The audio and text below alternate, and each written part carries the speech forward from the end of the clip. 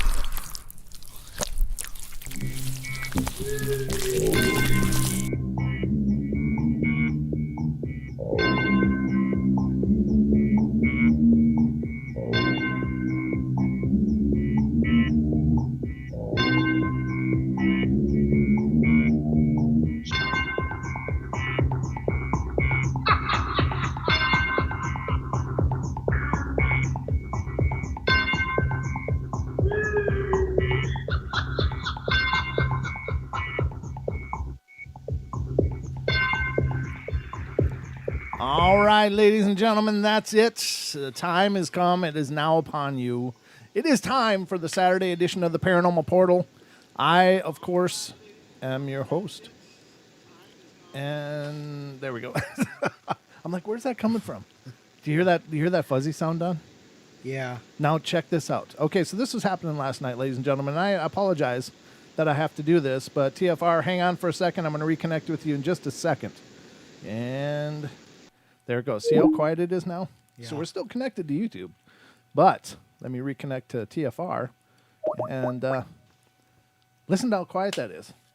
Isn't that amazing?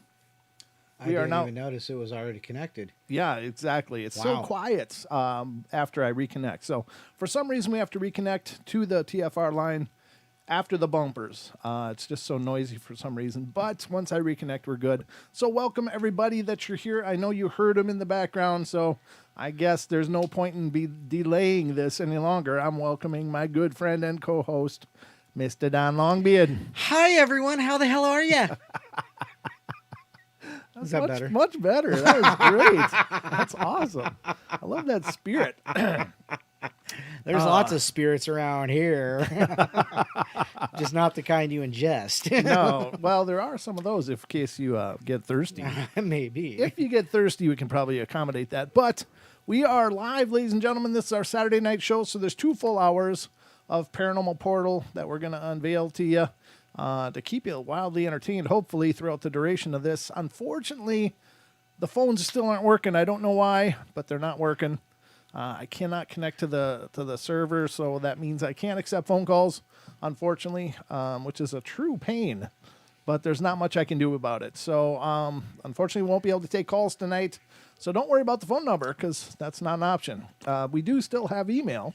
You know what? I'm taking donations now. I'll take donations for making it not Don's fault. Please, make a donation to Not Don's Fault. Yeah. Kurt, a GoFundMe. Yeah, exactly. You start a GoFundMe for Not Don's Fault. Care of Paranormal Portal. Well, I don't know what it is. It's just there's always ghosts in the machines as far as the portal is concerned anyway. So we can't take calls, but we'll be here doing what we do as best as we can. So, Don, how you doing? I'm doing great. How the heck are you? Still good, thanks. Great.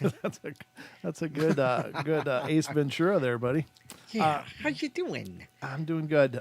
So everything good in your world, though? Yeah, all's good. Yeah. Good. Yeah. You want to give the special announcement? Special announcement. What's now available? Oh, yeah. So, one of our Canadian friends who shall remain nameless, Kylie, requested the original logo T-shirt. So I just put it on Teespring, so it's available now in black and white. It's better in white with this one, but I'll put another one up. I've got a couple more. Brent's working on a couple size issues, and then I'll put another couple up. The same vintage style, but a little different. So there you go. It's up. Oh, you're gonna. Is this here? Yeah, it should be there. It should be this one, the original logo. Yep. So it can be in black. Whoops, it can be in black as well. And there it is. Yeah, it's more of an outline in black, but in white, it pops right out. Very and then tasteful. there's the original logo with a couple different variations. That'll be that forthcoming. that are on their way. They're on their way, ladies and gentlemen. So there's the black version and there's the white version, which is right here.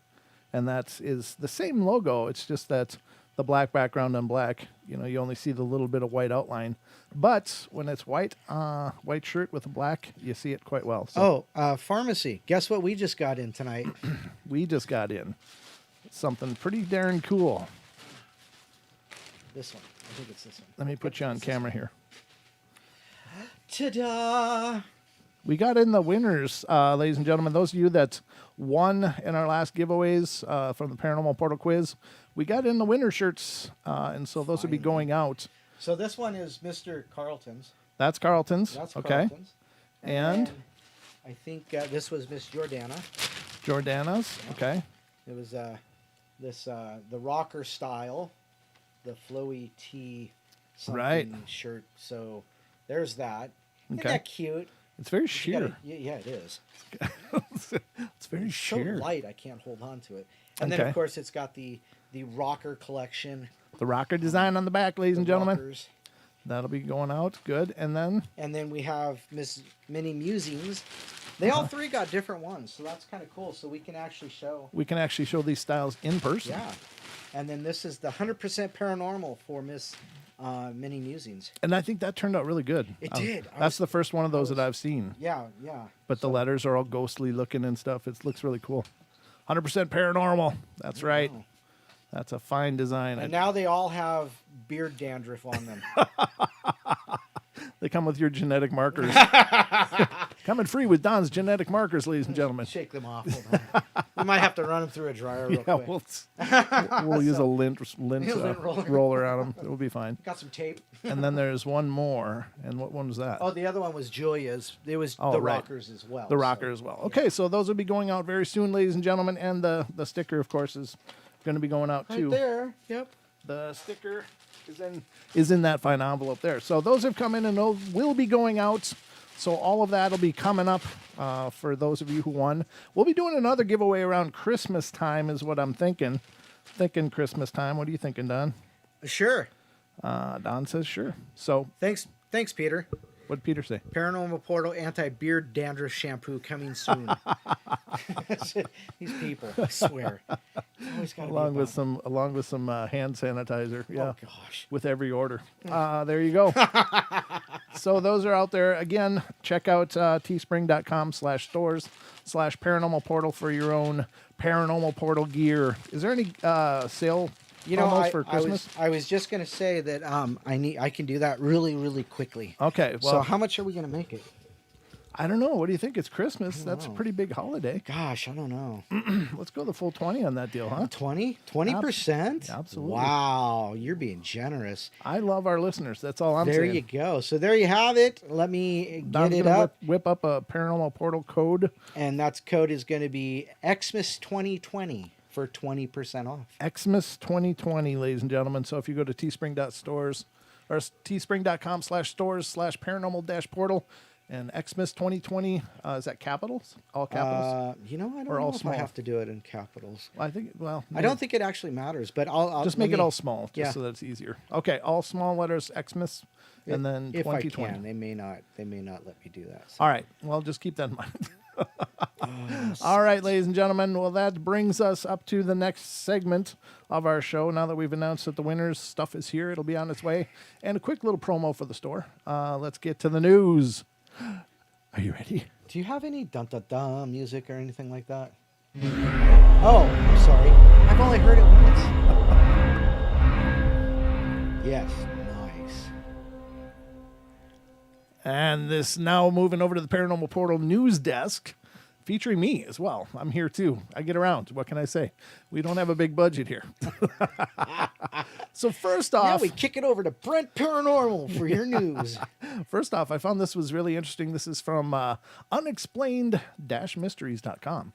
And there's an article in there about scientists have actually succeeded, ladies and gentlemen, in reversing biological aging. That's it. Aging. Young forever. Young. Fountain of youth. Forever young. I mean, can you? What the hell? I'm willing to go. Are you down?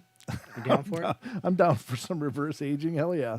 This getting old stuff sucks. But I'm trying to see if I can clear this out. There we go. Oops. All right, so let's get to this story. It says scientists succeed in reversing biological aging. The article says in a world first study, the biological aging process has been reversed in a group of elderly volunteers. Mankind has been obsessed with gaining immortality for thousands of years, but even despite the incredible advances in science and medicine achieved over the last few centuries, our species still remains just as vulnerable to the aging process as our ancestors were millions of years ago. However, this could be all set to change thanks to a recent scientific study that sought to reverse two key indicators in biological aging: the telomere length and senescent cell accumulation, through a process known as hyperbaric oxygen therapy. The research, which is carried out by scientists from Tel Aviv University and the Shamir Medical Center, involved placing volunteers in a pressurized chamber where they were given pure oxygen for 90 minutes, 5 days a week, for around 3 months. Incredibly, after the trial had finished, their telomere length and senescent cell accumulation was found to be equivalent to that of someone 25 years younger. Wow. Since telomere shortening is considered the holy grail of the biology of aging, many pharmacological and environmental interventions are being extensively explored in the hopes of enabling telomere elongation, said study co-author Shai Efrati. Okay.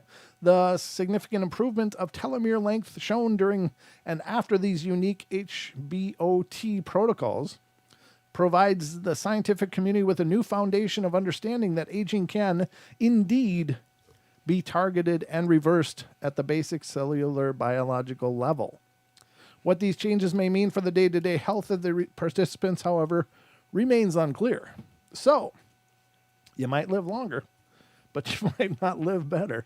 I don't know. They don't know. They don't know what it means necessarily, but they can lengthen your telomeres. So I guess that's a good thing for reversing aging. So there you go, ladies and gentlemen. I don't know. Are we going to someday just live forever? What? Carlton, he's upset that we can't take phone calls today. He says Paranormal Portal, so information triggered right now. We've hit a Carlton node. I'm sorry, brother. You'll have to type. Just type it out, and we'll do our best to respond to it as well as we can. But yeah. Yes, Lisa Rue, I will make a hoodie with that on it right now. Hoodie coming right up. Don is actually in the process of creating. See, we make to order around here. That's the way we work. Yeah. You tell us what we want. Wait, what we want. You tell us what we want. We love you even more. You tell us what you want, and we'll make it a reality. As long as we can. As much as we can. Yeah. Yeah, absolutely. So, yeah, by all means. So that's kind of cool. It's kind of cool. I don't know what you're going to say, Carlton, or what you would say if you were here. Well, I'm just doing in my head, I'm doing my Carlton. What would Carlton say? Yeah.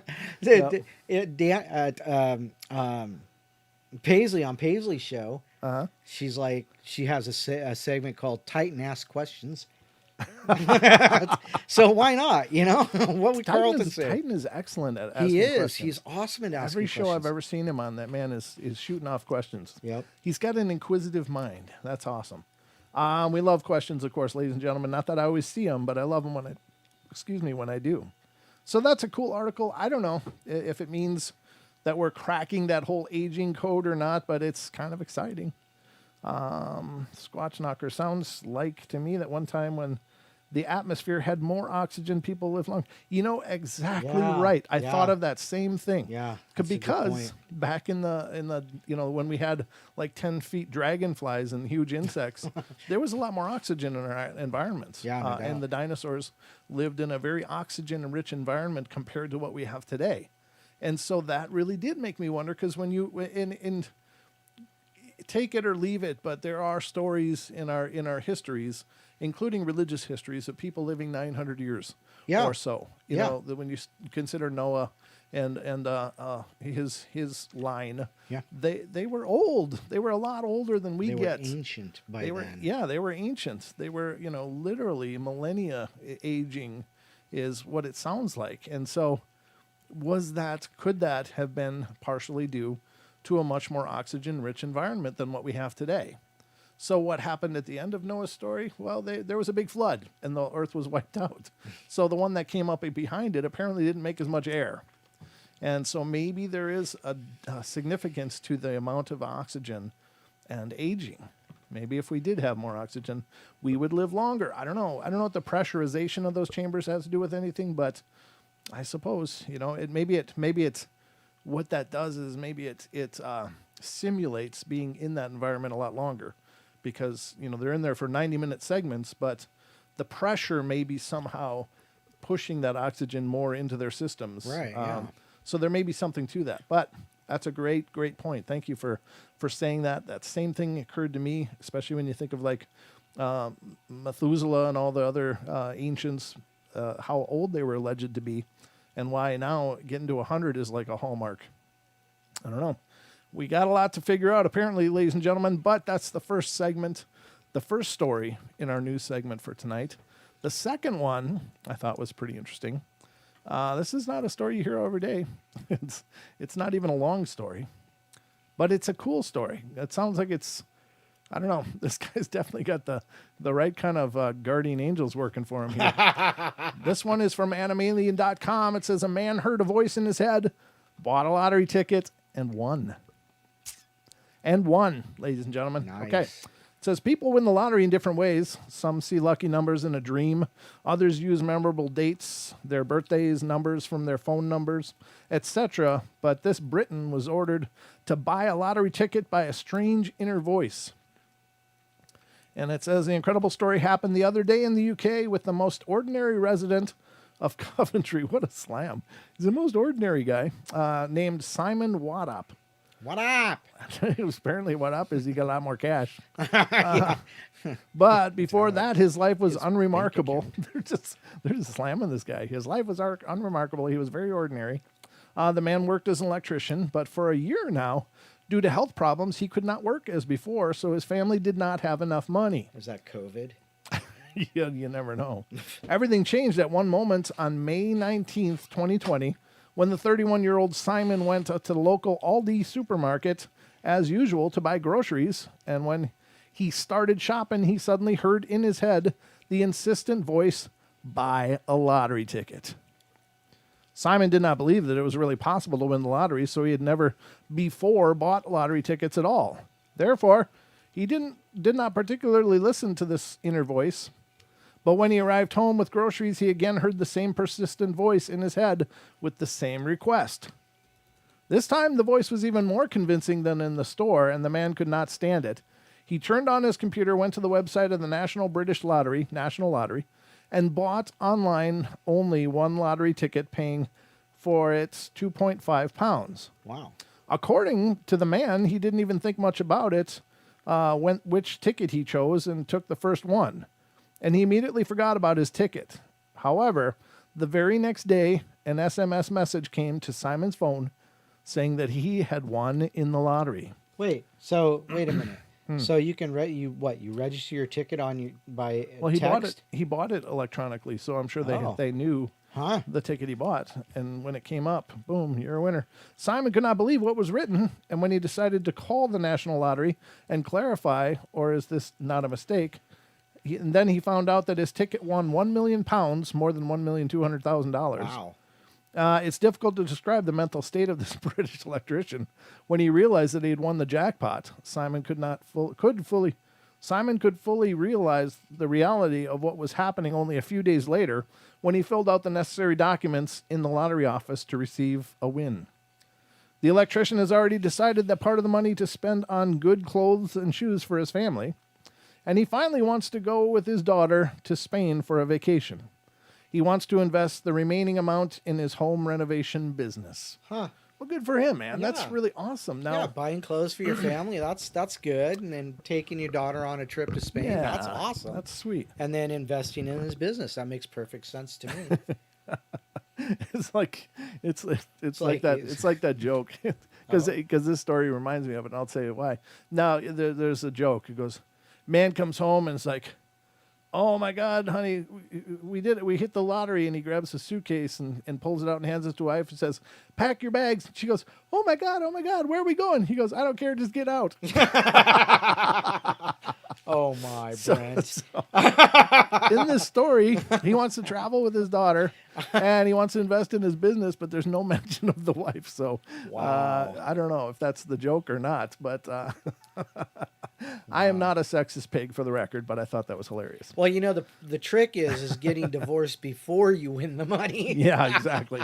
That's right. That's exactly right. Wow, but that's really cool though. I mean, if my guides, would just like pop in my head and say, play these numbers Yeah. on one ticket. Are you kidding me? Yeah. Do I need to buy the Powerball multiplier on that? I don't know. FYI. I figure I never buy the multiplier when I do play, which is very, very rarely. But because I figure, well, I only play when it gets up to be like really stupid. Yeah. And I figure if I win just that, that's $20 okay. trillion. Yeah, I can probably live on that. Yeah, you get I'd $1 probably make trillion that work. after taxes. Yeah, that'd work. Yeah. But what a deal. I mean, the guy just had an idea. He had this voice. Buy the ticket. Who the hell's the voice? I want that voice too. Yeah. Wow. I don't know. Just anyway, it's just a great story. It's a feel-good story. The guy was kind of in a rough place, and Yeah. it sounds like he was able to bounce back. Especially this year. This is the year where people need just Yeah. these extra little gifts to remind them that, there's stuff still happens. Good stuff still happens. Good things still happen, ladies and gentlemen. Like Don and I get to do this show weekly, and that's always a good thing. It is. It is, and we love doing it. But I gotta say, an extra million or so dollars would be pretty great. Yeah, so, we have a PayPal button for that, right? Feel free to donate. Excuse me, a little frog in my throat there. No, it is what it is, but it's very cool. I love those kind of stories the most, though, because those are the guys that deserve it. They're the guys that really deserve the win. You know what I mean? No, because apparently I don't deserve it. Well, do you play? No, I guess you got to play to. You actually have to play to win. Is how that Okay. works. Oh, Yeah, gotcha. it doesn't magically come to you for some reason. But maybe a future lottery will. I'm just saying, but I think that's going to wrap up the news. So there you go, ladies and gentlemen, the news. The news.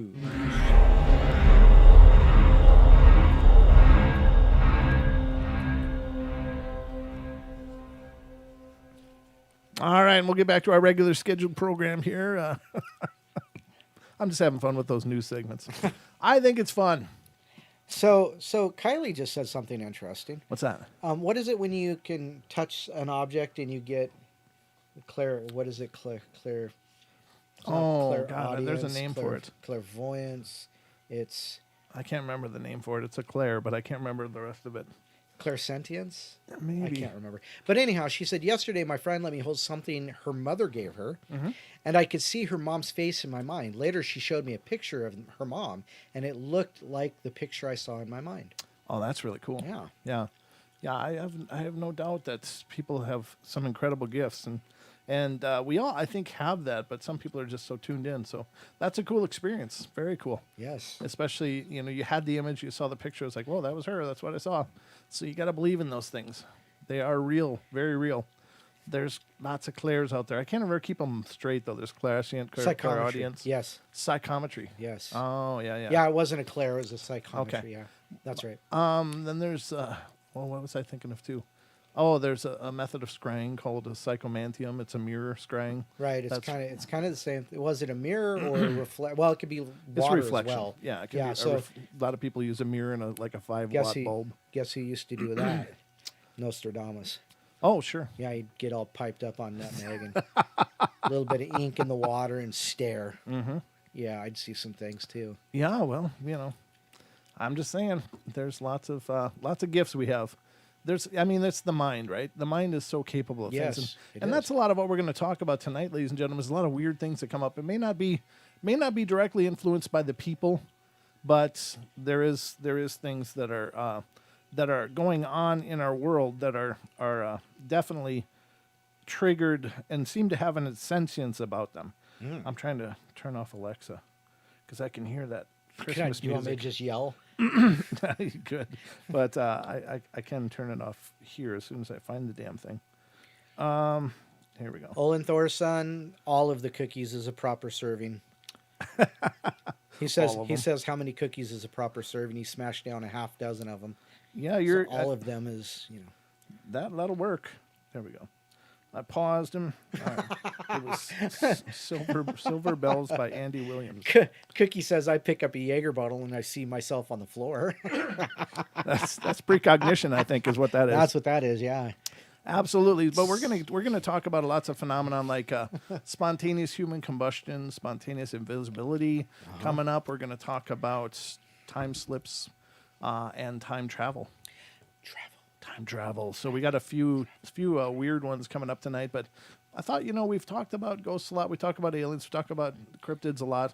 There's a lot of other things out there, and these are very curious experiences that people are having that don't really fall in the traditional sense into the paranormal. They're either atmospheric or naturally occurring phenomena, or people are tapping into something. Mary Bond says, cool human combustion. That's interesting. Cool human combustion. I don't think it's cool. I don't think it's very cool. Actually, though, the people that there's been survivors of spontaneous human combustion, and they've said it didn't really hurt. Survivors of human Yeah, there's people that have had like limbs just totally burned off. self-immolation. Yeah, I don't know. Is it self-immolation? Willing self-immolation. I don't know. I don't know if you should be willing about it. Yeah, I feel like immolation today. But there's a lot of thoughts about what could be part of that whole thing, and we'll get into that as well. But that'll be coming up. We're going to go to our first break, ladies and gentlemen. Alrighty. Break number 1 Wow. is upon us, so don't go away. There'll be more of the portal in just a couple minutes, so stick around. That first hoodie is up. The first hoodie is already up, ladies and gentlemen. There you go. So check out the store while we're on break. We'll be right back.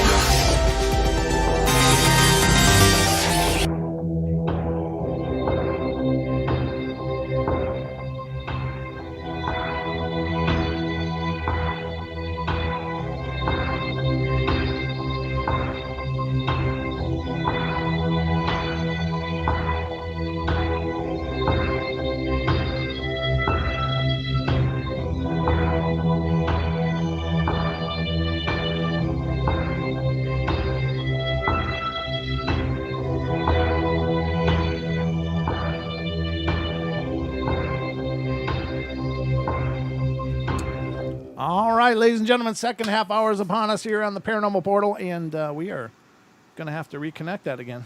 You hear the flowing waters, Don? Yes. Isn't that annoying? Free flowing waters through your ears. No. TFR will be right back. All right. See? Perfectly perfect. And then connect again. And voila. It's clear, pristine sound. Hi, how are you? We're back. We're back, ladies and TFR. gentlemen. And we are going to get into all this weird phenomena now. Well, speaking of weird phenomena. Sure. Was it Cookie? Was it Cookie that said that? He says, let me find out so I don't, but somebody said they always do the robot dance during that bumper music. It was Squatch Knocker. Oh, nice. Squatch Knocker. I always do the robot to this bumper music. So do you do like, the robot dance in tight pants? Hey. All right, Don. Speaking of that, let me just tell you that Lucky's in TFR listening to us. Hi, Lucky. Bam's in there. Onslow is in there. Nightshade is in there. Bill 13's hanging out in there. Mystical Humanoid is in there, as is Nikki Colombo. Miss apparently. Nikki Colombo. All you guys, hello and good to see you, Lucky. Hello. Love you bunches. Hello. Who's in the YouTube? Who's in YouTube? My goodness. Aaron's there. Black Tree's there. By the way, Black Tree, I told you your shirt's here, right? Okay, you got to pick it up for me, though. Cookie Jarvis is here. Drake, Ethan, Kirsten, Kai, Mary Bond, Aussie Tiger just popped in. Michelle is here. Olin Thorson is here. He was in Paisley's show last night, too. Was he? Yeah, he was quite active, which was really cool. Very Always cool. seeing new people in there and getting, other people involved is awesome. Let's see. Justin Gooder just popped in. Denali Princess. Let's see. Kirsten, Mary Bond. Peter Turk's here. Peter Turk. Hey, how you doing, buddy? Very Paul nice. Holland is here. Sandra Piper. Squatch Naka. Pharmacy is here. And Miss Lucky, Truth Frequency News, and of course me. And if I missed you, Naysay popped in. Naysay's here. Good. Naysay's there. Well, So there you go. If I missed you, it's because you're not chatting. Where's Cha Cha? I don't know. What's She going always on? complains. Oh, and MCAT's here. She always complains that I miss her, but how can I not miss her if she's not here? Well, it's hard to do a shout out when they're not chatting, but anyway, very cool. Very cool indeed. So now here we're going to get into the weird stuff. The weirder stuff. This is the stuff that I don't know. It kind of gives me a headache to think about, because how does all this stuff happen? That's the hard part. Let me see what I got here. Oh, I had another one. I forgot to close that. I'm just looking through my links to get everything all set here, because I got some stuff to read you. First, I think we're going to talk about spontaneous human combustion. Woohoo! It's getting hot in here, so take off all my skin. You might have missed your calling, Don. Yeah, That's all thank I know. God. A lot of people are thanking heavens on that one's. Yeah. Well, it's all right. But here's the thing.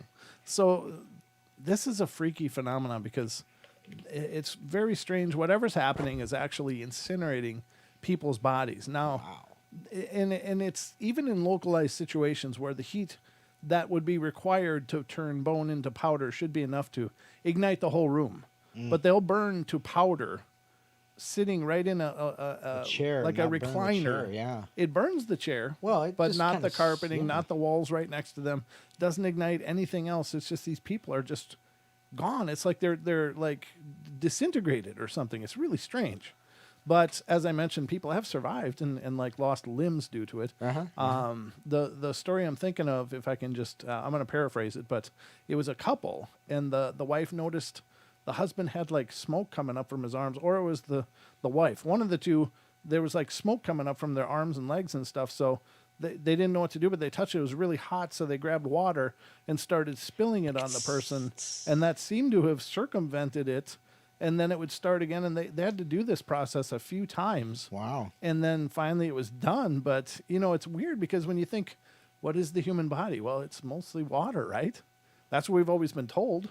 Right. So how could we just burst into flames?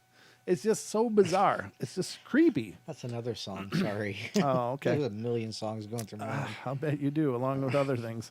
But let's read the article here. It's from animalien.com. It says, the mere notion of human being has the potential to burst into flames without the help of an external ignition source just seems too ridiculous to study. Surely there's nothing inside the body that could create such a reaction, and yet for over 300 years, reliable records have testified to the phenomena where people with no prior warning or exposure to naked flames simply combust in a fit of intense heat. Wow. All that's left is a pile of ash and perhaps a random charred limb. The fact that no damage ever seems to be done to nearby textiles leaves experts perplexed. Mm-hmm. This inexplicable phenomena is called spontaneous human combustion. Many of those who are attacked by spontaneous human combustion, or SHC, they even got their own acronym done. Yeah. I find it weird that you have to be attacked by it. Yeah, well, it's certainly not a love affair. Are often simply sitting in a chair when the event affects them. At one time, it was thought many subjects were alcoholics, and the one old theory behind spontaneous human combustion was that it was caused by a chemical reaction brought on by alcohol in the blood and a fit of geriatric pique, or peak, Pique. Excuse me.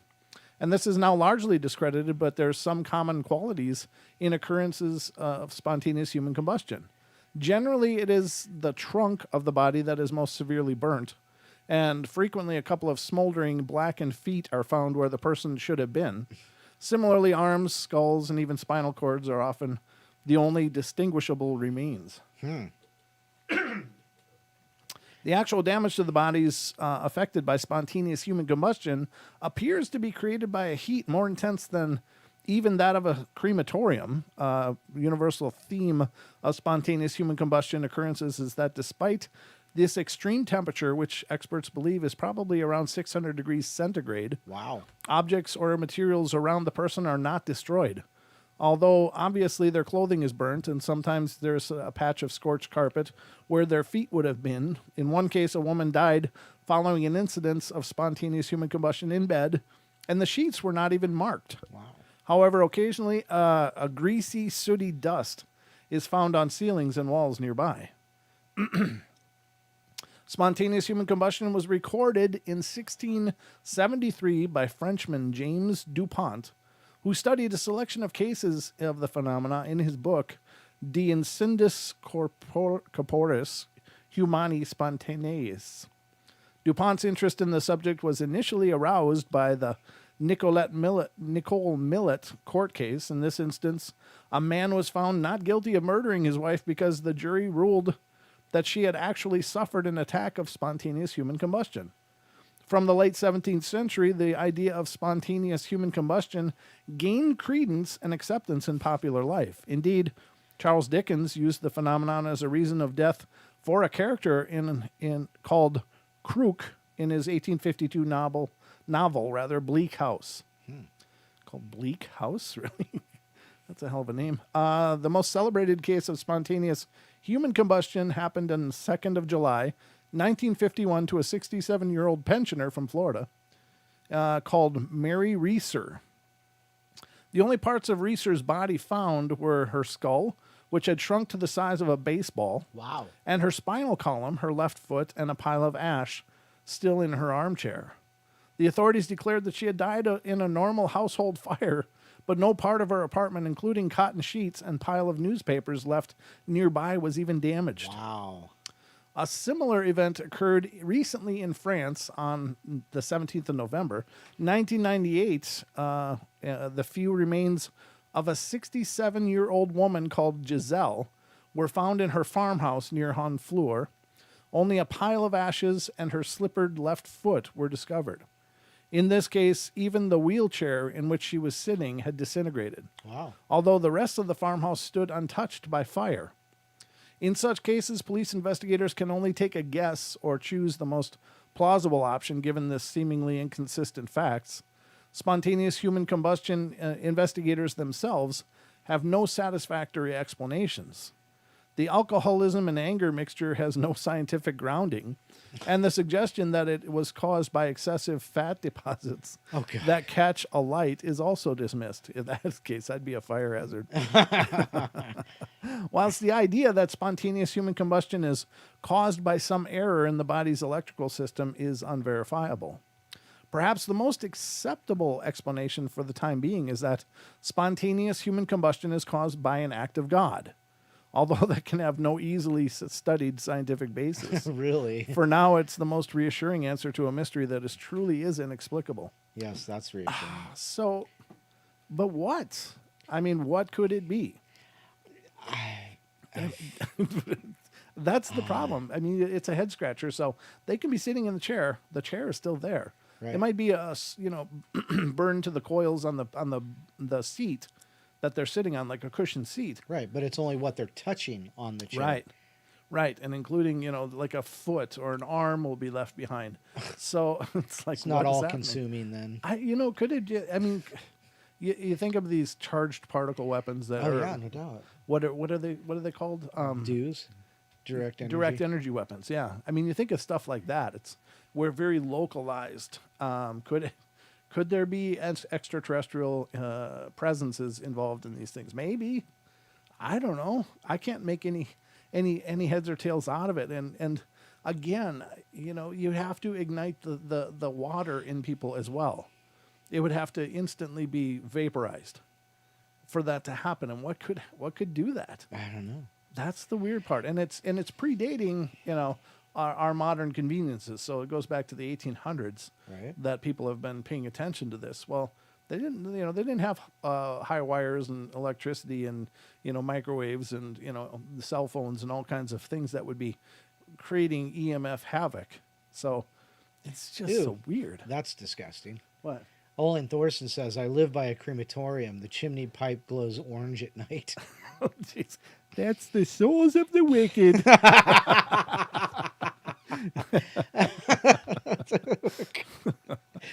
I'm here all night, folks. You really do got to have some whip some out there every now and then. You're just like, here we go.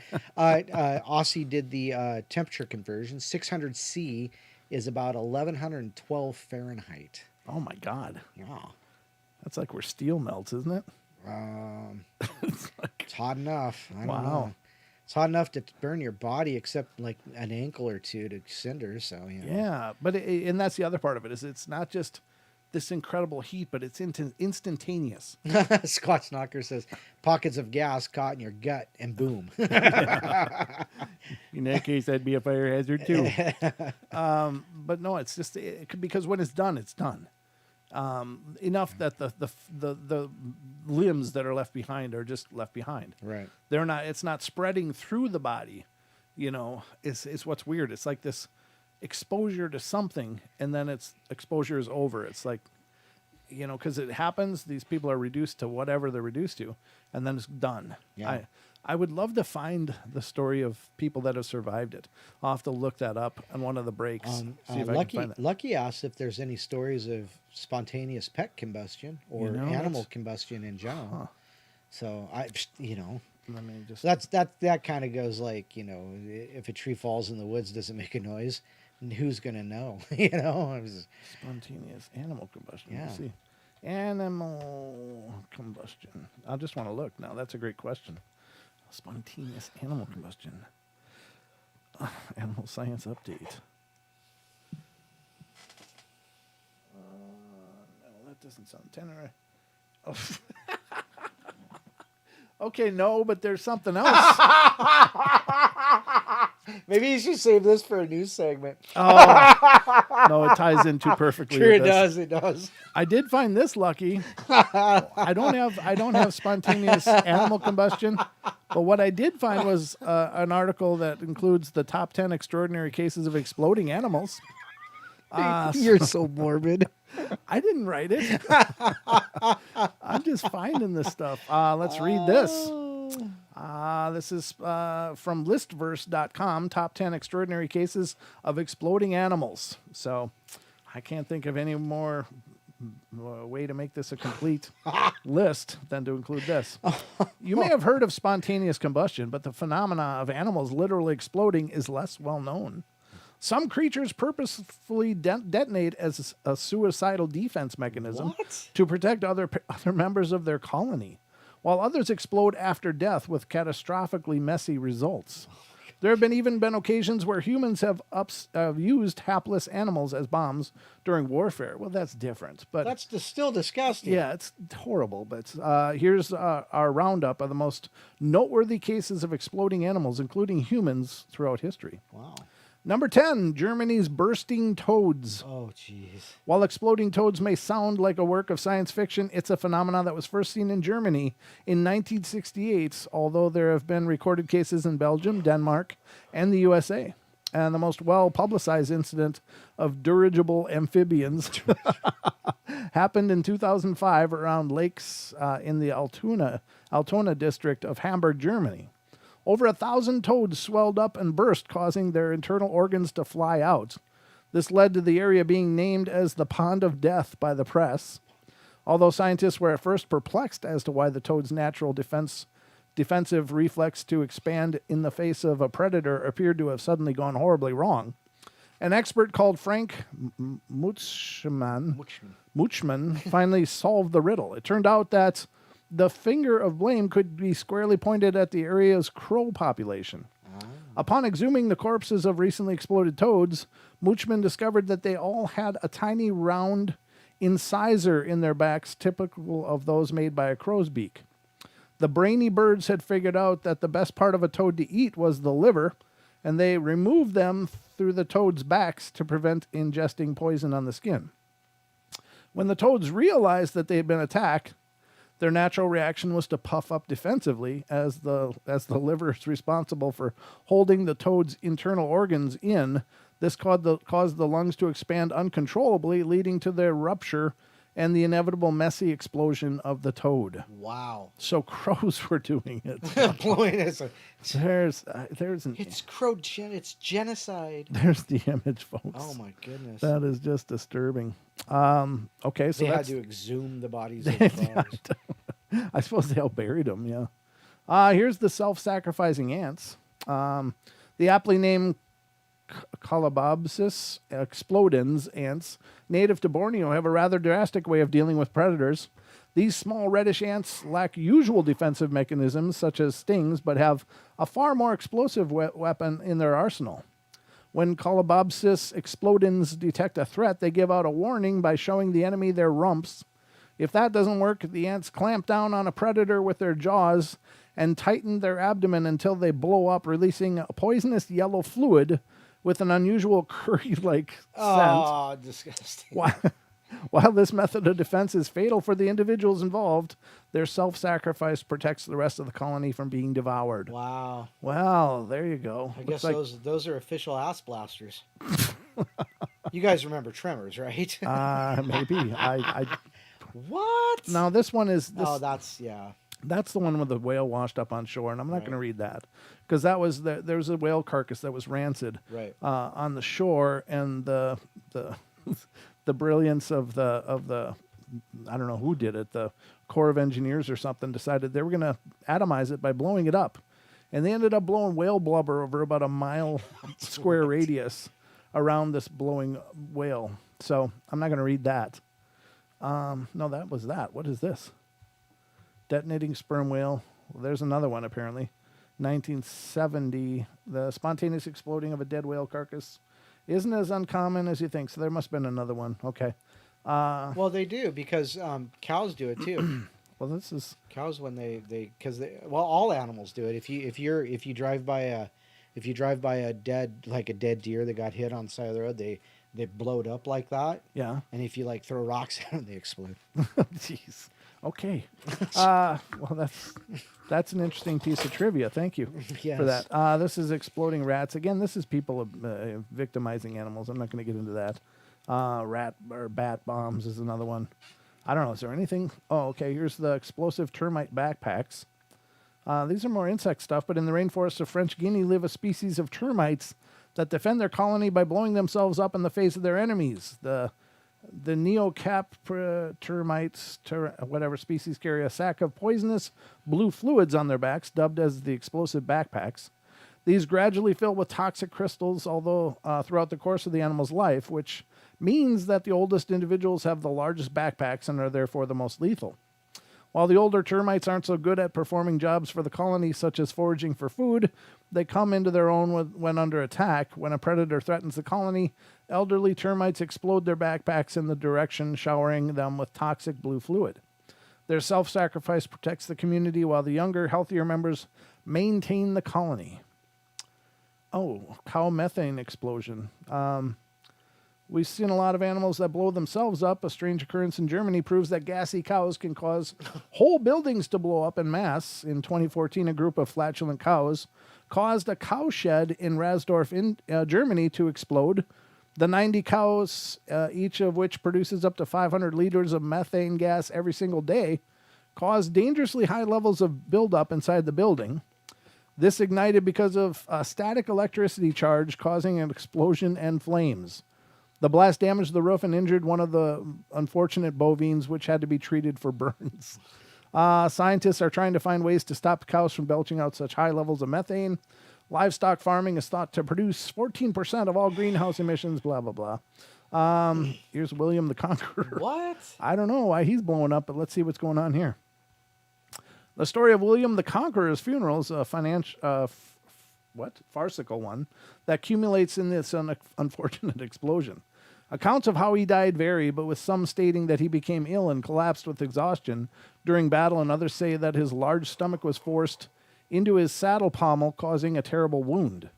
William's body was laid out in state, but the room was raided, and his nude corpse was left on the floor after being hastily, and if the accounts are to be believed, sloppily embalmed. William was transported to, I don't know how to say this. Huh? Caen? No, it's Caen. Caen in France, maybe. Almost as soon as he arrived, the town caught fire. When the body finally made it to the Abbey home, a man announced that William had stolen the land from his family and objected to him being buried there. The man was offered compensation, and the church eulogies began. As the swollen body was pushed into the coffin, the abdomen burst open, filling the abbey with such a foul stench that the rest of the funeral was completed as hastily as possible. It's unclear whether the sorry tale is actually true, especially as William was unpopular with certain religious factions who would have enjoyed hearing of this grisly end. William isn't the only English monarch rumored to have exploded at his own funeral. Some accounts of the funeral of the Tudor King Henry VIII state that his body exploded inside the coffin and that dogs licked up some of the fluids. However, this could be a tale cooked up to paint the dead king in a poor light, as it mirrors the biblical story of wicked King Ahab, whose blood was licked up by dogs after his death. There you go. Now the stories, those are unusual. Most of them, obviously, were just human interference, making bombs out of animals, and that's not okay. That's not good. So I'm not going to read those, but there you have it. Didn't have necessarily burning animals, but we had exploding ones. Most of which were insects, though, other than the frogs. Kind of interesting. The frogs I thought was most interesting. Very interesting. What are we doing here? We've got 2 minutes already, Don, before the hour. What? That's what the clock says, man. I don't think it's lying. I don't think it's lying. I don't know either, buddy.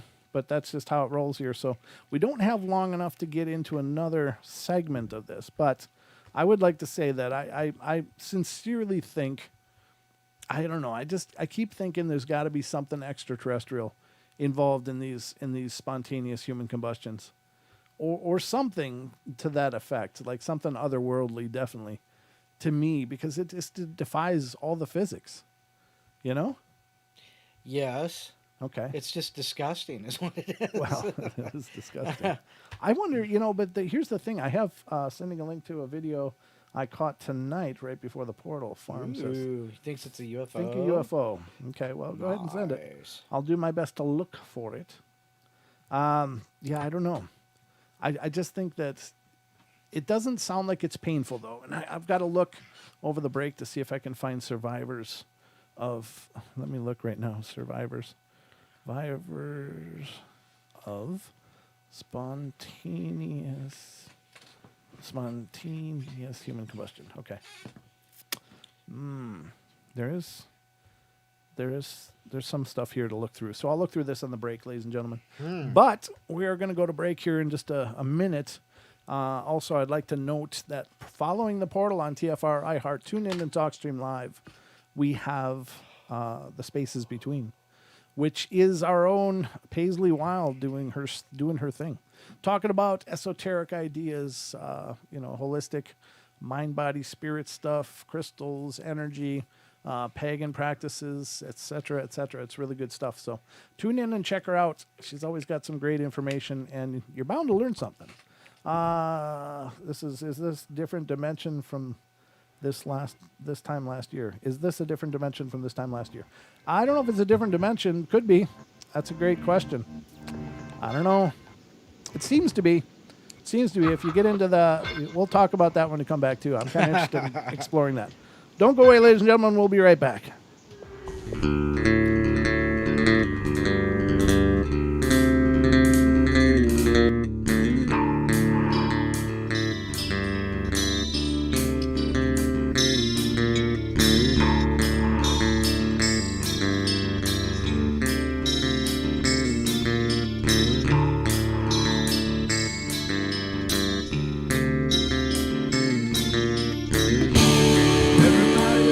Play their games.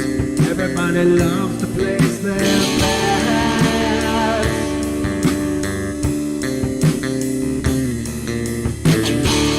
They don't understand the price I paid. They don't care to comprehend.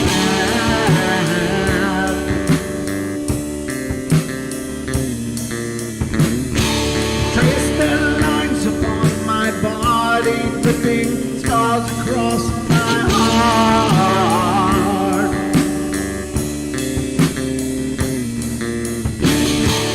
Raging anger pours inside me as their lies keep falling apart.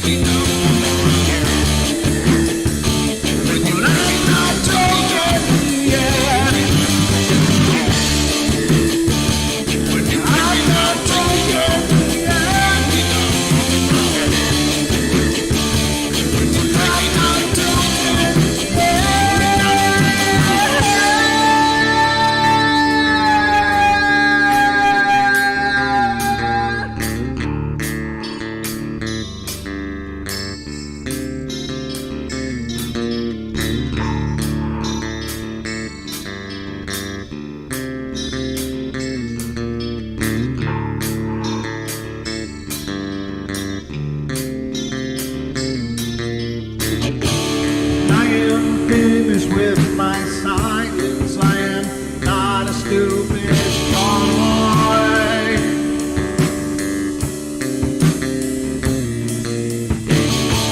No more breaking me with kindness, just you dance upon my joy.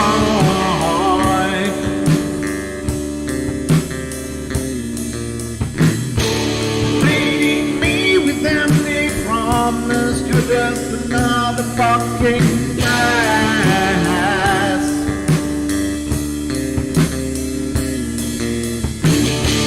Taking off the slice of my sanity, just make sure that you're well fed.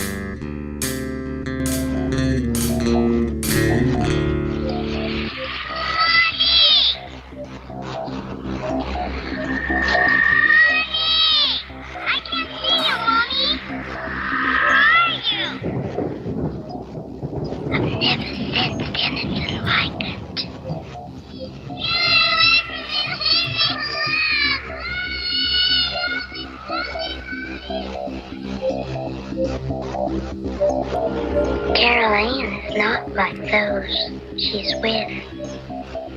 They're attracted to the one thing about her that is different from themselves. Her life force. It is very strong. It gives off its own illumination. It is a light that implies life and memory of love and home and earthly pleasures. Something they desperately desire, but can't have anymore. Right now, she's the closest thing to that. Poltergeists are usually associated with an individual. Hauntings seem to be connected with an area. A house, usually. Poltergeist disturbances are of fairly short duration, perhaps a couple of months. Hauntings can go on for years.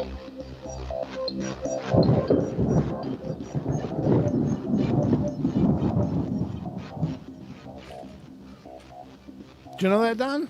That it could take years? They can go on for years and years. Wow. And years. And years. And years.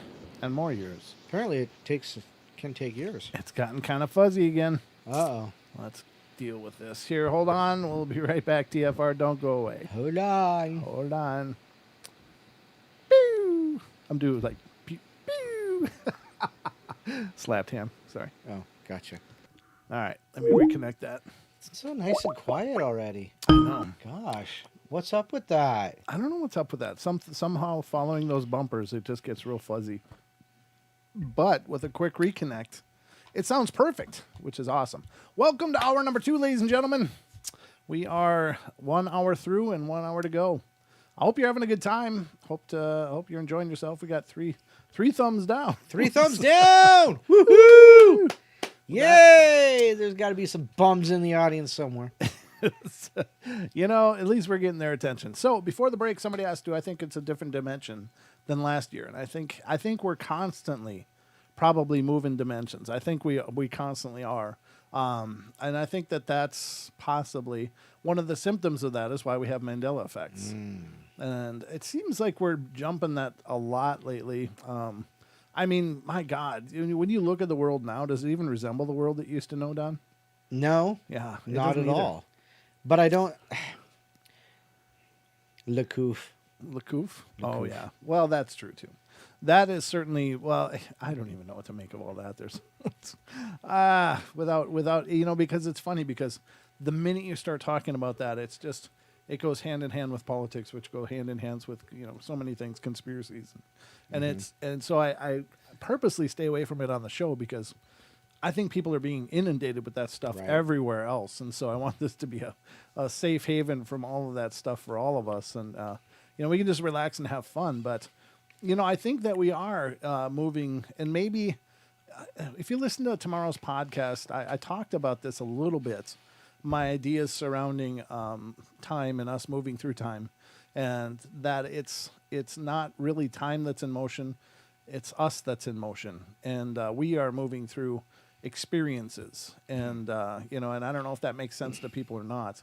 But it's just my own ideas. I don't know. I didn't pick them up anywhere. They came to me.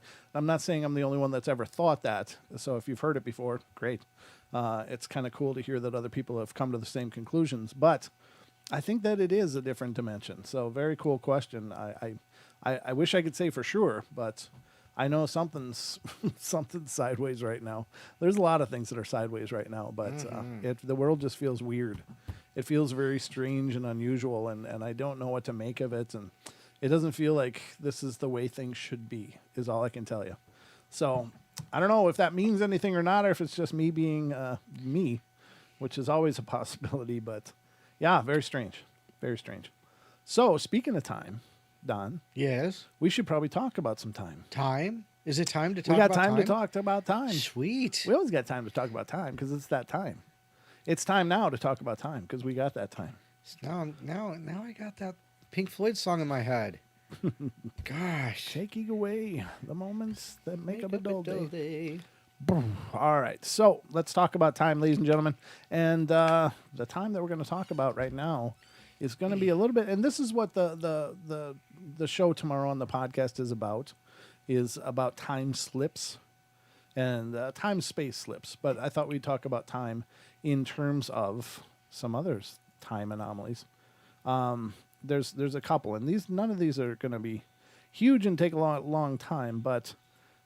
Get it? But I'm sorry. That wasn't meant to be as cheesy as it sounded. However, the first thing I want to talk about with you guys is I got to get to the top of the damn thing because I was scrolling through it earlier. So this is another article from animalien.com, and it has to do with On the Edge of Time, the mystery of time slips. So a lot of times people, there's time again. A lot of times people experience time slips as these jumps in time, and usually forward or backwards. They're either forward into a future time or backwards into a past time. A lot of times, sometimes they can take the shape of place slips too, but I don't know if those are called space slips or what you would call them, but it seems like teleporting or something to that manner. So I don't know if they're not the same phenomenon. Yes or no, I don't know. They seem to be in many regards very similar as far as what people are experiencing, but let's check out this article, and this is, it says, time's a funny thing. There never seems to be enough, and yet there's an infinite amount. So time slips through moments upon second into eternity, past yet present, to begin the future. Well, that was kind of a weird first paragraph. Got my mind jumping. But time is thought to be unstoppable in its relentless push towards the future. Humans perceive themselves as bound up in time as an insect in amber, forever imprisoned and forced to reconcile with the regularity and inevitability of change. The past is gone, the present fleeting, and the future is unknown. Or is it? Let's see. If Maryside policeman by the name of Frank was asked, he may have an entirely different opinion of the subject of time. This is a story I actually covered on the podcast, so I'm kind of hesitant to cover this one specifically. But no, let me skip past that part because that's going to be on the podcast tomorrow. Okay, yeah, it's a much more in-depth story but it says the nature of time. Much of ancient Greek philosophy was concerned with understanding the concept of eternity, and the subject of time is central to all the world's religions and cultures. Can the flow of time be stopped or slowed? Certainly some mystics thought so. Angelus Silesius, a 17th century philosopher and poet, thought the flow of time could be suspended by mental powers. See, now this is kind of cool because is there something going on with people that experience time slips? Are they actually interacting on some other level with the flow of time or our perception of time? Time is of your own making. The clock ticks in your head. The moment you stop, though, time too stops dead. Ba-dum-pum. The line between science and mysticism sometimes grows thin. Today, physicists would agree that time is one of the strangest properties of our universe. In fact, there's a story circulating among scientists of an immigrant to America who has lost his watch. He walks up to a man in New York street and asks, "Please, sir, what is time?" The scientist replies, "I'm sorry, you'll have to ask a philosopher. I'm just a physicist." Ah, clever. Time travel, according to modern scientific theory, may still be beyond our grasp, yet for a number of people who have had unusual time slip experiences, time may be easier to circumnavigate than expected. Wow. A classic example of a time slip can be seen in a note from Lynn in Australia. Lynn had read the book Time Travel, How To Insider's Guide, Global Communications, 1999, and thought her experience was similar to others featured in the book. In 1997, Lynn lived in a small outback town that was built in 1947 and had changed very little since that time. I was driving toward the main intersection of town when suddenly I felt a change in the air. It wasn't the classic colder feeling, but a change, like a shift in atmosphere. The air felt denser somehow, and as I slowed to the intersection, I seemed to be suddenly transported back in time to approximately 1950. The road was dirt, the trees were gone, and coming towards me to cross the intersection was an old black car, something like a Vanguard or an old FJ Holden. As the car passed through the intersection, the driver was looking back at me in total astonishment before he accelerated. From what I could see, he was dressed in similar 1950s fashion, complete with a hat. This is a whole episode lasted perhaps 20 seconds and was repeated at least 5 times during my time there. Always at the exact spot. I tried to make out the registration plate number, but the car was covered in dust. Lynn wondered if there was someone out there still living who remembers seeing a strange sight at the intersection back in the 50s of a weird car with bug-eyed woman at the wheel. Derek E. tells another interesting time slip story. He was a child. His father was a taxi driver in Glasgow, Scotland. One day in the late 1960s, Derek's father was driving in the north of the city along Maryhill Road near Queen's Cross, one of the older parts of town and once its own separate community outside the city. 1 minute it is now, Derek wrote. Cars, buses, modern clothes, tarmac roads, etc. And the next thing my dad knew, he was in some earlier time. It was certainly pre-Victorian, given the clothes he described people wearing. Horses, rough road, lower buildings, people in rough clothes, bonnets, etc. It lasted as long as it took him to be aware of it, and then it vanished, and he was back in now. Derek also reported that in 1980s, he and his wife were on a driving holiday in the North York Moors in England, and they went to a tiny coastal village called Staithes, Staithes, which had a steep, winding, and narrowing road down to the harbor, with the entrance to the houses and narrow footway at a higher level of 3 or 4 feet. We parked at the top of the village, hamlet really, where the tourist buses and cars had to stop, and made our way down on foot.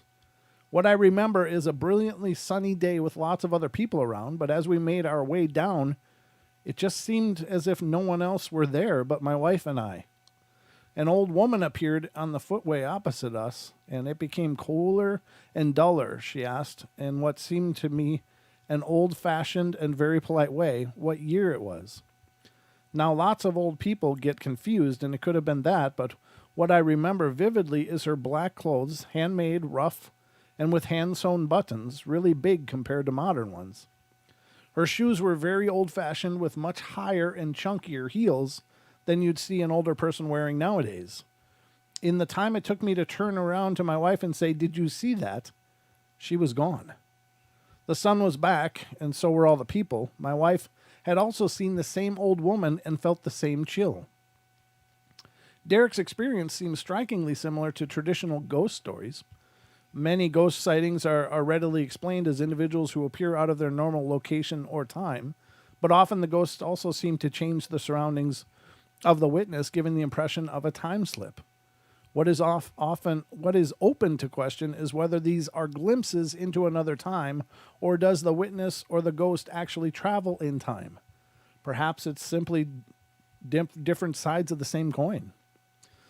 Martin Jeffrey, co-editor with Louise Jeffrey of the website mysterymag.com, speculates that time slips can be recreated or induced using a trigger factor, which occurs when one is interested in his surroundings but is not concentrating on them. A slip occurs at a precise place and moment, and the witness is thrust seemingly into another time. Wow. I don't know. Is there something to that? I don't know. It seems like it's an interesting theory. Jeffrey cites the case of Alice Pollock, who at Leeds Castle in Kent experienced what could be called a classic time slip. Alice was experimenting in Henry VIII's rooms by touching objects in an attempt to experience events from another time. After a period of receiving no impressions whatsoever, the room suddenly changed. It lost its modern, comfortable appearance to become cold and bare. The carpet had disappeared, and there were now logs burning on the fire. A tall woman in a white dress was walking up and down the room. Her face seemed to be in deep concentration. Not long after, the room returned to its original state. Later, research found that the rooms had been the prison of Queen Joan of Navarre, Henry V's stepmother, who had been accused of witchcraft by her husband. It could be that witness triggers time slips. The witness triggers the time slips, whether they blank their mind at a precise moment and the slip occurs, or the witness touches something that holds a memory of a previous time. The simplest explanation is probably psychometric hypothesis, noted Colin Wilson and John Grant in the Directory of Possibilities. In the mid-19th century, Dr. Joseph Rhodes Buchanan of the Covington Medical Institute performed experiments that convinced him that certain of his students could hold letters in their hands and accurately describe the characters of the writer, or the character of the writer.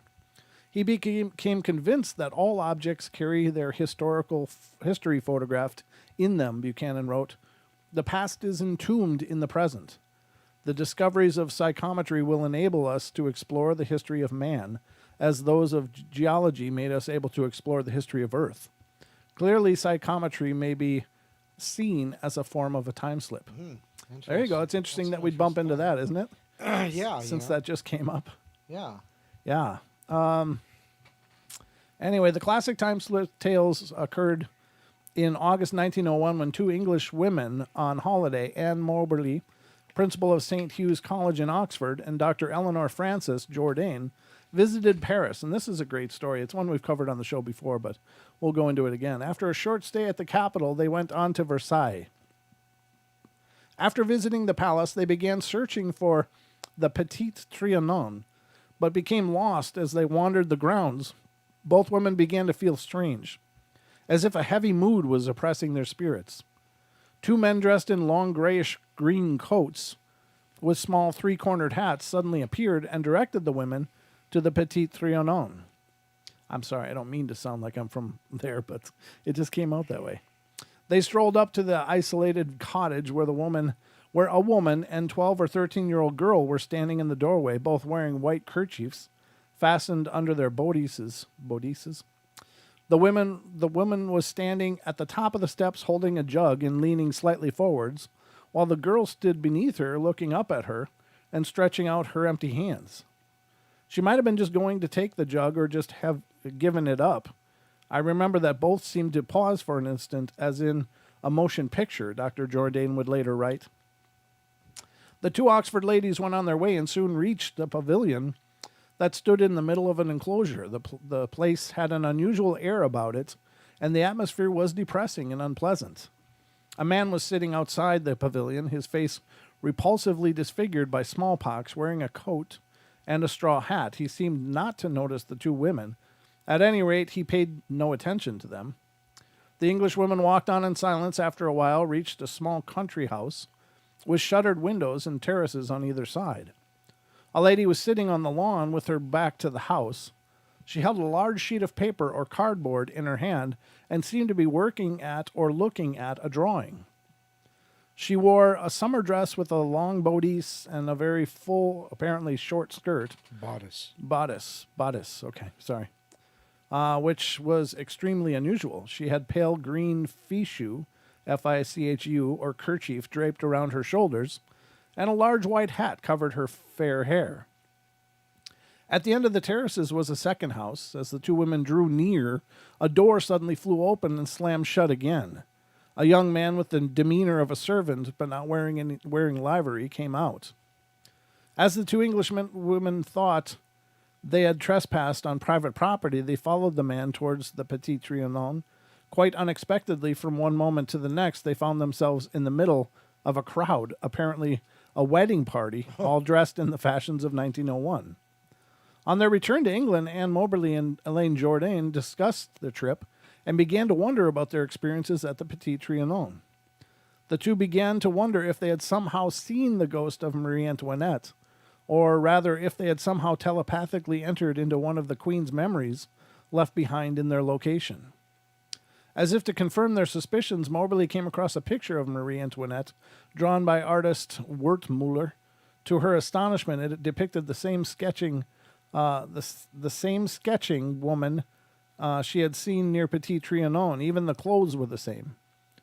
Intrigued by the growing mystery, Jourdain returned to Versailles in January 1902 and discovered that she was unable to retrace their earlier steps. The grounds seemed mysteriously altered.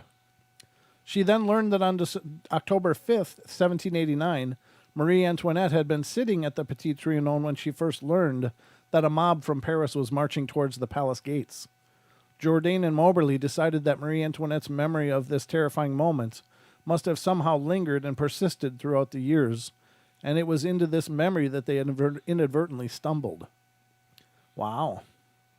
There's more, but wait, there's more. Let me look at the clock here and see what time it is. And it says we got 5 minutes. Okay. What can be concluded from these anecdotal tales? Did these people actually travel, albeit briefly, into the past to glimpse scenes that once were? Or were they caught up in a form of haunting? And that's interesting. So, where is the differentiation done between walking into a haunting where you see the past or having a time slip? Right. It's a good question. Because can you connect with, like, say, a non-intelligent haunting, in that sense? Like a residual? Like a residual, yes, exactly. Like, the mother-in-law of Henry VIII, Yeah. That kind of thing. Can you become part of that residue? Right. That's an interesting idea, It is really interesting, and it's kind of a neat idea because, well, I mean, it would be fascinating to be able to really get that much of a look at what somebody's experience was. Because take any given moment of your day, what do you really remember? Just what you're exactly doing. I mean, Yeah. all of those things going on around us, I suppose, are stored, in that memory as well. But we just don't realize all of the intricacies. But somebody else walking in may notice all these different things. Right. That the person at the time probably didn't. I don't know. It's very, very curious.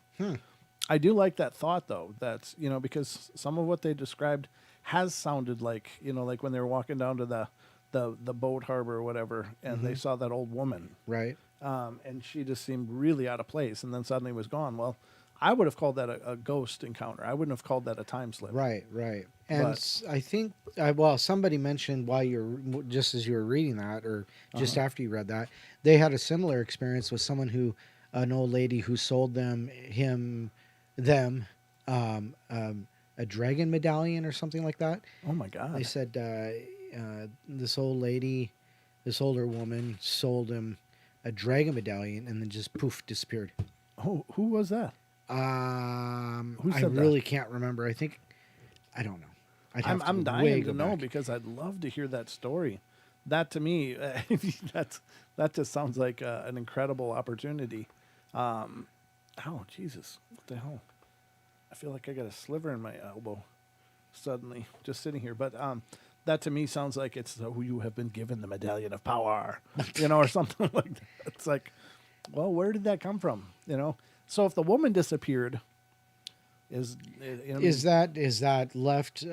Yeah, because there was that story about the scarf that was left. Yes, that you read so long ago from a haunting. Right. And can a manifestation actually last past the interaction?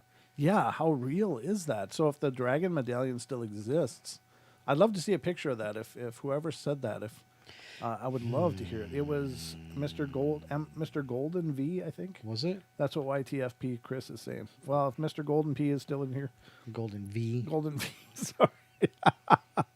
Mr. Golden V, if you're still in here, I would love to see a picture of that medallion. Honestly, I really would. That sounds like one amazing experience. That sounds absolutely amazing. And what was it made out of? I would just love to understand this more, because it's at the very least it's an apport. It sounds like an apport. And did this, but is it something else? Could it have been a multi-dimensional being that made that available to you? All right, Don, I said P. It's not Beavis and Butthead you up in here. didn't just say P, you said Golden P. It's true. I did say that. However, the point though is okay, so he says, Lucky Charm Dragon, it was from the gypsy lady. She disappeared down the lane while I was still reaching in my lorry for the money to pay for her. Oh my God. Pay her in a town called Musselburgh in Scotland. Musselburgh. What a cool thing. I'd love to see it. Do you still have it? Let me know if you still got that. I'd love to see an image of that. I don't know. It's these kind of things. These are, I mean, that's huge. If she just disappeared, was gone, then you're holding something that at least has been transferred through dimensions. if it is a multidimensional being. But yeah, I don't know. I think this. Scared to get rid of it. Oh yeah. That sounds like an amazing thing. Yeah, no doubt. That sounds amazing. If you ever want to get rid of it, remember me. Just remember that. He's from where did you? Glasgow. Oh, he is from Glasgow Yeah. and stuff. Okay, yeah. So I mean, that's a hell of an experience, and you're holding something in your hand that could very well have been crossed through dimensions. It might just seem like this mundane piece or trinket, but I don't know. But there again, it's like she wanted you to have it, and that's that. I don't blame you for being reluctant to get rid of it, Yeah, scared to no get rid of it. It was given to you, and it probably serves a purpose more than what you think. But we're going to go to our last break, ladies and gentlemen. So don't go away for more. One last half hour to go of the Paranormal Portal. We got more of these weird phenomena to talk about when we come back. So we'll be right back.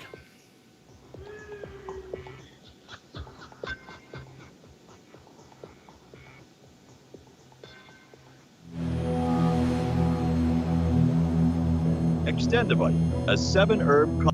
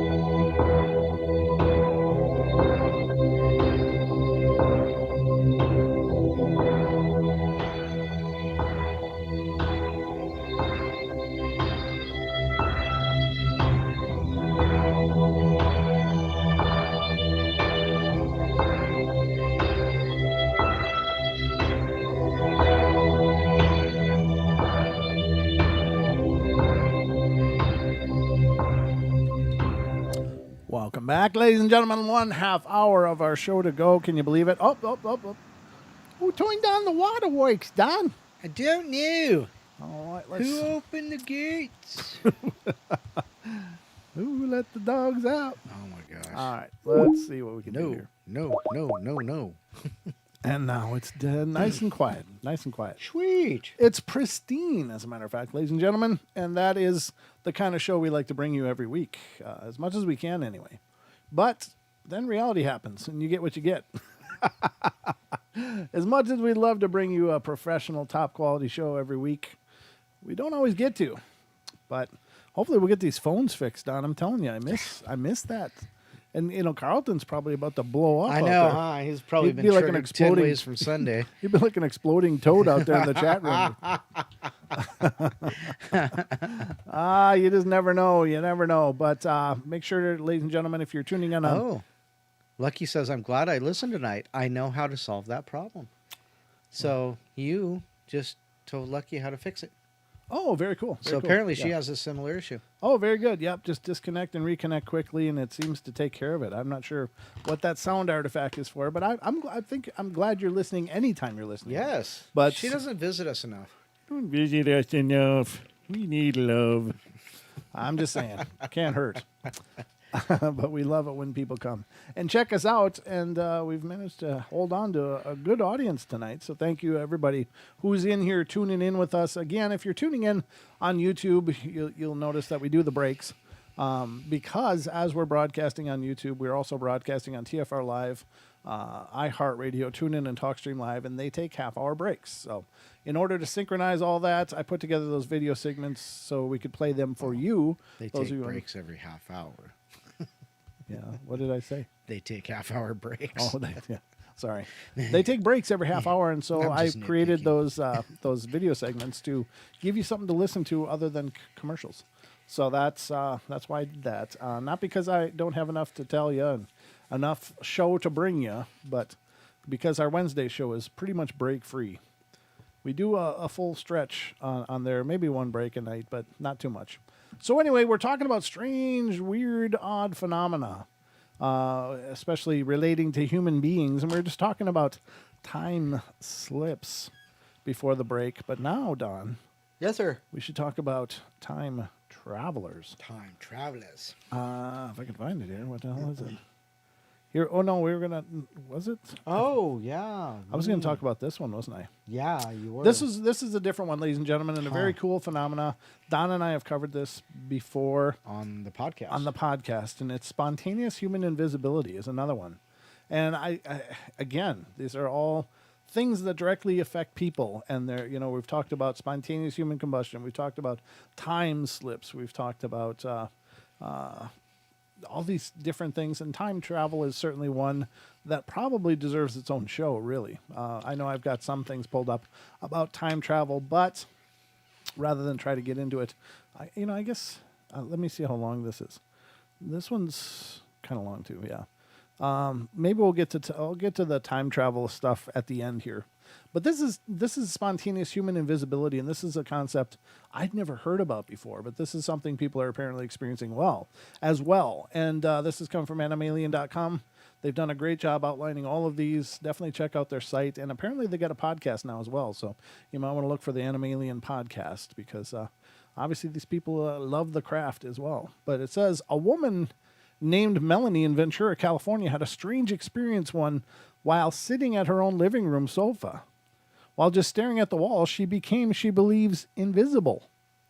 Her husband walked around the house looking for her. He even walked right by her, just a few feet away, and didn't see her. The episode lasted around 10 minutes, then suddenly she was visible again.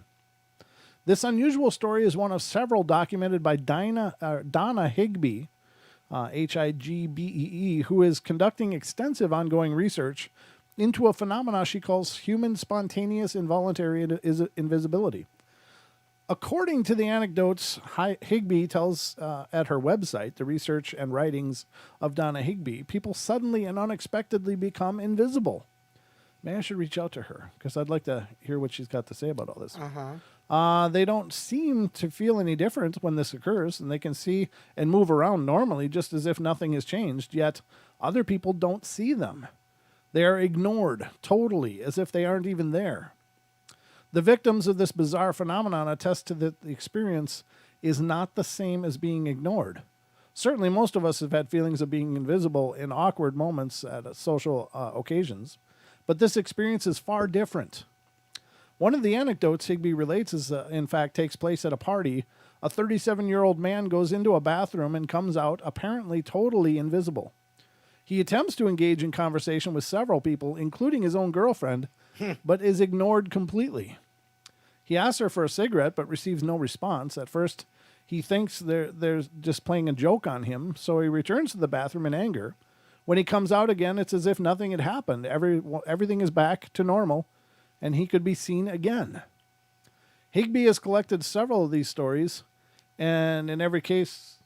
Oh, that's what that is. Yeah, I'm sorry. I pushed the wrong button. Okay.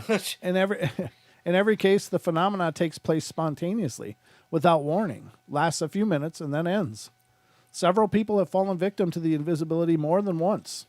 They seem to be susceptible to it, and she's even heard from people who claim to be able to occasionally control their invisibility at will. Daniel S. felt he became invisible one day when he was with some friends who were setting off firecrackers, and Daniel wanted them to stop because he was afraid the cops would show up and check IDs. This especially meant trouble for him because he had several unpaid tickets in his name, and he was fearful of going to jail and losing his job. The police did show up, and they checked everyone's ID except Daniel's. The cops started at the other end of the line. There were two lines, one in front and one in front of the other of people, and I was standing behind a friend who was a girl, and the cop asked each person to hand him their IDs, and as he passed down the line. Then he would take the IDs and call in each person, and I was the last one in the behind line. I was also the largest person there. I was even larger than the policeman. The cop never even acted like he saw me. He never asked me for any ID. Neither of the two cops paid any attention to me. All of my friends, except the two who were taken by the police, thought I had left. Many of them asked me afterwards where I went to hide, and I told them all that I was there, but no one would believe me. Higby offers no explanation for the phenomena, yet wonders if it is in any way related to the powers claimed by yogis and practice members of the Rosicrucians, both of whom say that human invisibility is not only possible, but controllable. Higby raises the possibility that this invisibility might somehow correlate to the experiences of UFO abductees. In the cases of many abductees, their abductors not only seem to be able to become visible and invisible at will, but the abductees themselves are often rendered invisible by their alien captors, transporting them through closed windows and solid walls all the way up to spaceships, which themselves may be capable of invisibility. I'm here to tell you they are. That's personal experience. But if the stories these victims relate are true, then it's difficult to know what to make of the phenomena. But Donna Higby continues to investigate it and collect information and experience from all those who are willing to share them. Is there proof of any kind? How about photos? What are you going to photograph? You can photograph an invisible See person. that chair? I was sitting there. I think that was a Clint Eastwood skit, wasn't it? I don't know. I was sitting right there when that photo was taken. Just show a bunch of empty chairs. There's me. I'm doing a handstand. There's me in the corner. Yep. There's me in the spotlight. This is me rock climbing. Honest, I scaled that wall. Jesus. I'm bungee jumping here. No, I don't know. What a silly thing. There have been some anomalous photos taken that allege to show partial human invisibility. A photo called She's Lost Her Head from the Coast to Coast website was taken in Las Vegas when a fellow took the photo inside of one of the hotels. A woman stepped in front of him, but she doesn't seem to have a head. Her torso with her coat and purse strap are clearly visible, but her head is invisible. That sounds like Ghost to me. Yeah. I don't know. I better put it up on since we're talking about an image, and they do show an image here. I'll put it in the TFR as well, so you guys can see it over on TFR, and I will put it on screen on our YouTube here. You'll have to go most of the way down the page, as I'm at the tail end of the article here, but you're excused. Let's see. Here we go. All right, a photo called "She's Lost Her Head" is mentioned there, but here's an image that apparently shows someone somewhat invisible, but could just be a long exposure that they didn't sit still for. In this separated. In this mysterious photo, at ghoststudy.com, a group of World War II soldiers, one of the soldiers in the background seems to be transparent. Is it a photo anomaly, a ghost, or a rare case of human invisibility? The mystery of spontaneous human invisibility is still one of the most interesting. I got to admit. Now, this is very much a pursuit of occult practices is one of them, magical practices, esoteric studies of turning invisible. Mm-hmm. There's apparently very closely guarded secrets into the art of invisibility. Now, a lot of times you think of the art of invisible and you think of ninja and stuff and, ninjutsu and such, but that's just blending in. That's getting into positions or using your surroundings, and being dressed in all black in the dark helps a hell of a lot. I used to have a black suit, and I would do that. I'd run around and hide from people, and I was just on the other side of a really sparse hedge. We're playing a hide and seek, and I'm a teenager. I'm dressed in this black suit, and I saw the guy turn around. He was going to see me, so I just laid flat on the ground in this black suit, and this hedge barely had any leaves on it. But he looked through and could not see me. And so I was like, whoa, cool. I was invisible. I was a ninja, but it's just hard to see black. Our eyes are triggered by light and movement mostly. Right. So it's just what people aren't used to looking for. So, but there is practices of turning invisible. There's pursuits in occult. And occult just means hidden. So don't think it means devil and evil. It just means hidden. Dogmas. Those darn dogmas, huh? But it is interesting that these beliefs have been around for a long time, so there must be something to it. Again, every legend has a root of truth. So what that truth is, I don't know. But are these people genuinely disappearing and reappearing? And if you find that podcast, you'll hear a lot more stories like the one we just shared. Bruce Lee, B. Water. Yeah, there you go. That's right, Bill. B. Water. Cloaking technology is against the treaty with the Romulans. Well, Bill, the flying saucer I met didn't seem to care. They went to hell with the Romulans. They were invisible, but they were visible in infrared. I wonder if that would be the case then for all of these people. If they're using infrared, can they be seen? Sure. Very interesting thoughts. But anyway, very cool.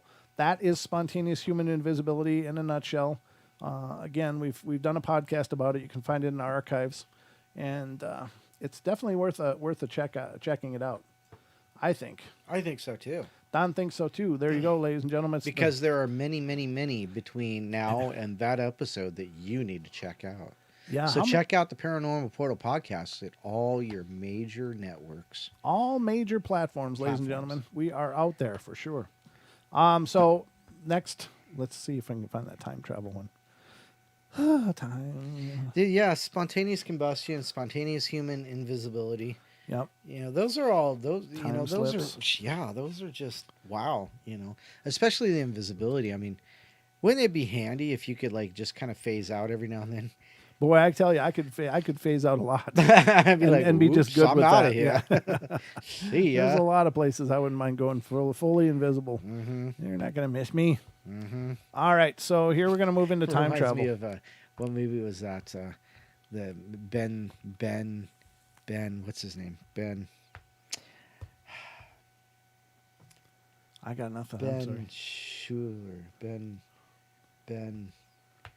I can't remember his name. Anyhow, Mystery Men Stiller? was the name. Yes, Ben Stiller. Okay. Mystery Men, and the guy who could turn invisible.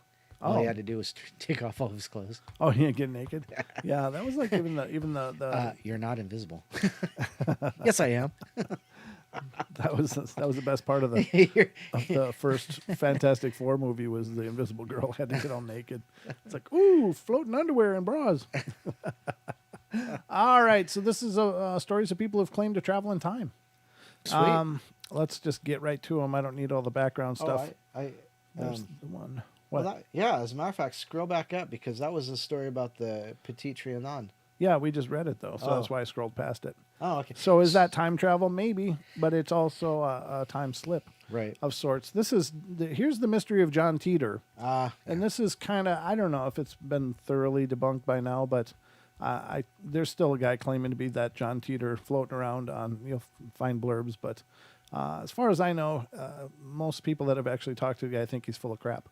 But anyway, I'm not saying that he is. I'm not putting that out there necessarily. I guess I probably shouldn't even have said that at all. Well, but some of the things he foretold never came true. never came true. And the Or at least convenient part in of that this is, reality. yeah, the convenient part is that by him being here, he started a new Branch in the timeline. Yeah, alteration of the timeline. So it says John Teeter is perhaps the most famous person who claims he's time traveled. Trouble is, no one's ever heard from him for almost 17 years. Also, he claimed he came from the future. The story is long and involved, but the short version is this. In a thread begun in the fall of 2000 about time travel paradoxes on the online forum, the Time Travel Institute, now known as Curious Cosmos, a user responded to a comment about how a time machine could theoretically be built with the following message. Wow, Paul is right on the money. I was just about to give up hope on anyone knowing who Tripler or Care was on this world line. By the way, number 2 is the correct answer, and the basics for time travel start at CERN in about a year, and the end of 2030 end in 2034 with the first time machine built by GE. Too bad we can't post pictures, or I'd show it to you. The implications, of course, was what the user, who was going by the name Time Traveler-0, came from a point in time in the future during which such a machine had already been invented. Over the course of many messages spanning from that first thread all the way through the early spring of 2001, the user, who became known as John Titor, told his story. He said that he had been sent back to 1975 in order to bring an IBM 5100 computer to his own time. He was just stopping in 2000 for a brief rest on his way back home. The computer, he said, was needed to debug various legacy computer programs in 2036 in order to combat unknown problems similar to Y2K, called the year 2038 problem. John didn't refer to it as such, but he said that Unix was going to have an issue in 2038, which is what we thought was going to happen back when the calendar ticked over from 1999 to 2000. Opinions are divided on whether John Teeter was real. Some folks think he was only a real example of time traveler we've ever seen, while others think it's one of the most enduring hoaxes that we've ever seen. I fall on the side of a hoax, but that's just me. This is coming from bustle.com, by the way. The next one is Project Pegasus and the Chrononauts. In 2011, Andrew Basiago and William Stillings stepped forward, claiming that they were former chrononauts who had worked with an alleged DARPA program called Project Pegasus. Project Pegasus, they said, had been developed in 1970s. In 1980, they were taking a Mars training class at a community college in California, the college presumably functioning as a cover for the alleged program, when they were picked to go to Mars. The mode of transport? Teleportation. It gets better, too. Basiago and Stillings also said that the then 19-year-old Barack Obama, whom they claimed was going by the name of Barry Soetoro at the time, was also one of the students chosen to go to Mars. They said the teleportation occurred via something called a jump room. The White House has denied that Obama has ever been to Mars. Only if you count watching Marvin and the Martian. Tommy Veeder, then the spokesman for the National Security Council, told Wire's Danger Room in 2012. Then there's Victor Goddard's Airfield Time Slip. This one's pretty cool. We've read it before on the show long ago. What's the time? Speaking of time slips, we got 6 minutes. We're okay. Like Annette Moberly and Eleanor Jourdain. Sorry, this font is so tiny. Senior Royal Air Force Commander Sir Victor Goddard, widely known as Victor Goddard, claimed to have experienced a time slip. In 1935, Goddard flew over what had been the Royal Air Force Station in Drem on Scotland on his way from Edinburgh to Andover, England. The Drem station was no longer in use. After demobilization efforts following the First World War, it had mostly been left to its own device. And indeed, that's what Goddard said he saw as he flew over it. A largely abandoned airfield. On his return trip, though, things got weird. He followed the same route he had been on the way there, but during the flight, he got waylaid by a storm, and as he struggled to regain control of his plane, however, he spotted a Drem airfield, though, through a break in the clouds. And when he got closer to it, the bad weather suddenly dissipated, but the airfield wasn't abandoned this time. It was busy, with several planes on the runway and the mechanics scurrying about. Within seconds, though, the storm reappeared and Goddard had to fight to keep his plane aloft again. He made it home just fine and went on to live another 50 years, but the incident stuck with him indeed.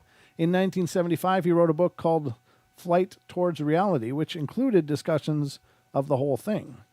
Here's the really weird bit. In 1939, the Drem airfield was brought back to life. Did Goddard see a peek into the airfield's future via time slip back in 1935? Who knows? Well, what they're not telling you is he also reportedly saw aircraft he didn't recognize, and that was much more modern. He was, I think, flying the normal, maybe not a biplane, but like the next generation. But what he saw below were these metallic aircraft that he didn't recognize, people on the airfield wearing uniforms he didn't recognize as being standard issue. And it was very curious, and he took low passes and everything to take a good look, and then went on his way and hit that storm again. So what he did find out was that later, when it was reactivated, the standard issue uniforms had changed as well into what I think it was blue overalls that he saw, and the airfield people would wear blue overalls after that. So there's a lot more to that story that really makes it a really compelling story. You know what I mean, Don? Yes, I do. Yeah. And it's always interesting here, things like that, especially from,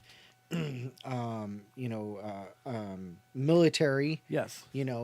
Because you hear these things that change so often. And wasn't there a story that we read?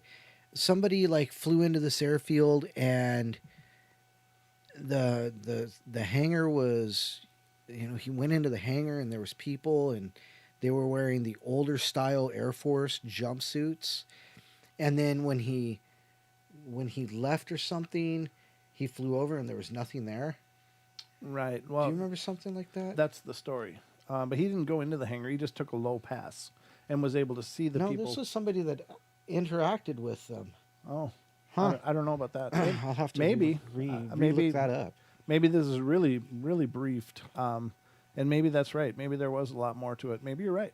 You probably have better memory than I do. I don't know about that. Well, I think it's time we talk about Space Barbie. Space Barbie. It's time for Space Barbie, and this is, I'll be honest, I'm not totally sure what to do with this one. That's what the author says. I'm not sure what to do with this one. But I'll present it to you here, and you can decide for yourself what you think about it. Here it is. Valerie Lukyanova had made a name for herself as the human Barbie doll, who also has kind of scary opinions about some things, which is linked. I'm not going to click that, but a 2012 short documentary for Vice's My Life Online series also posits that she believes she's a time-traveling space alien whose purpose on Earth was to aid us in moving from the role of the human consumer to the role of human demigod. Wow, that was nice of her. Apparently she's not doing real well with that mission, but anyway. What I can't quite figure out is whether this whole time-traveling space alien thing is like a piece of performance art created specifically for this Vice doc, or whether it's what she actually thinks. I don't believe she's referenced it in many, or maybe even any other interviews she's given. The news items I've found discussing Lukyanova and time travel specifically all point back to this one video. But, well, do with it as you will. That's the documentary up there. Give it a watch and see what you think. And it is linked. I'm just going to tell you, if you want to see it, you'll have to do your own search. The hipster time traveler. This one's kind of cool. I think I should probably put this on screen, huh? What do we got for time? Let's see. We got. Oh, we're almost geez, done. we're done. Yeah. Well, the Night's over. Yeah, the night's over. The hipster time traveler is basically a guy that appears in a 1920s picture of a Canadian opening of a bridge, and he's dressed in like 50s style clothing or something, and it's pretty interesting. But anyway, that's all we got, ladies and gentlemen. That's enough for us. Don, anything in closing? New designs at the Teespring store, 20% off using Xmas 2020, and thank you. And thank all of you for being here and being a part of us. If you're new on YouTube watching us, please get subscribed and you can watch more of us. That's all I can say. New podcast coming out tomorrow, but I love you all. Be good, be kind, be nice. Take care of each other. Help each other out. Find the magic in every day and remember to laugh as much as you can. And stick around. Paisley Wild's coming up next. TFR, iHeart, tune in and TalkStream Live and check her out on YouTube if you want. But There we go. see ya. Good night. Good night.